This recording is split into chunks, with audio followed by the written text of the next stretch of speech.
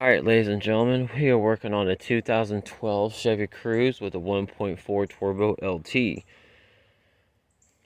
Where do I even want to begin with this? I rebuilt this engine back in, I purchased the engine back in July. I rebuilt it and got the car finished in August. I bought the motor used. I put all brand new sensors, all brand new seals, brand new spark plugs. Everything on this engine was new from top to bottom, all the pulleys, compressor and all. Well, never had to replace the head gasket until today.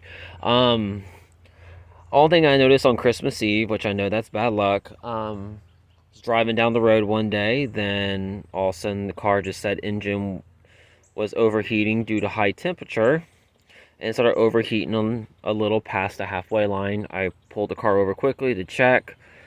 My reservoir was completely dead empty. It was just smoking out of the oil hole a little bit, then it was smoking lightly, but not a lot. At first, I kind of thought it was an oil leak. So I checked down here where my crankshaft was and made sure I wasn't having the same problem like I had with the last motor when it blew up. Everything was dry. There was no oil. I checked all around here. I checked my oil cooler, but turbo was brand new, so nothing was leaking. So when I checked the oil, it said there was 4 quarts of oil in there. This is when it was hot. I checked it again. It said there was 3 quarts, and it says it was 4. Then it said it was 1 quart, and it says there was a quart and a half. So I put cooling in it, thinking that it was going to, take care of the problem. This car only takes 6.7 quarts, which is a gallon and a half, which I know.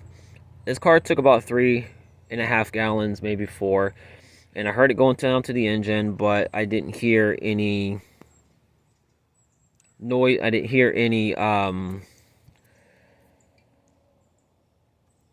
what's it called? Sorry, y'all. It's so early in the morning. I didn't see any leaks anywhere because the water pump and all that was new. I thought there was a leak somewhere. There wasn't.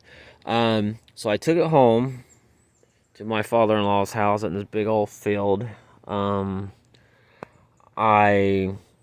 went to go try to turn it over. It would turn over, but it wouldn't crank. It would go like do do do do do do do do do do do do do.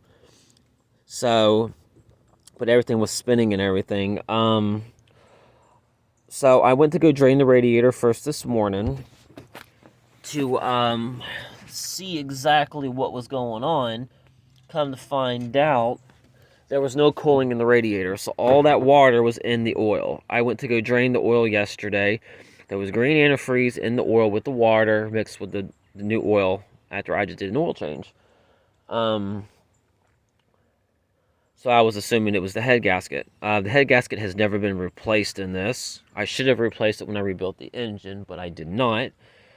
So I did a compression test on it. There was no compression in this spark plug hole, in this cylinder here.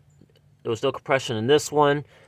When I took this spark plug out to try to turn it over, water squirted out of the third hole, like whoosh. And these are brand new AC Delco spark plugs. So that's how we knew it was going to the head gasket. I'm in the process of right now taking it off. I had to order the head gasket yesterday. I ordered the timing chain toolkit for this car. Surprisingly, O'Reilly's had one left for $98. I couldn't get it in time through Amazon. And Amazon is stating they have one for a 1.2, which is mainly insane. So, that's not my oil. That's my wife's oil. My oil pan's down there underneath the car. So, I was going through the process now, trying to get the rest of this done. I got the oil cooler to take off. I got this water outlet to take off. I got to take these bolts out here and take 2 out on the side.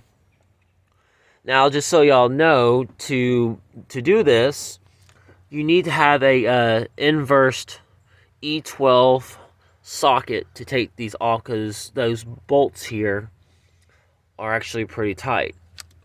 If you look, you have one, you got 2, 3, 4, 5, 6, 7, 8, 9, 10 bolts. I don't know why this motor was like this. Like, this had all this crud on here, like it was old oil, but this one's in perfectly good shape, but I couldn't figure out why. I tried cleaning it all off before. The timing chain is great. I'm not gonna replace that. They wanted to charge me $249 to get the seals that I've already replaced, and so all I need is the timing chain, the head gasket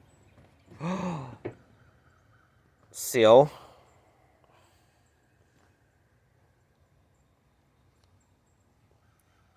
and that's all I need.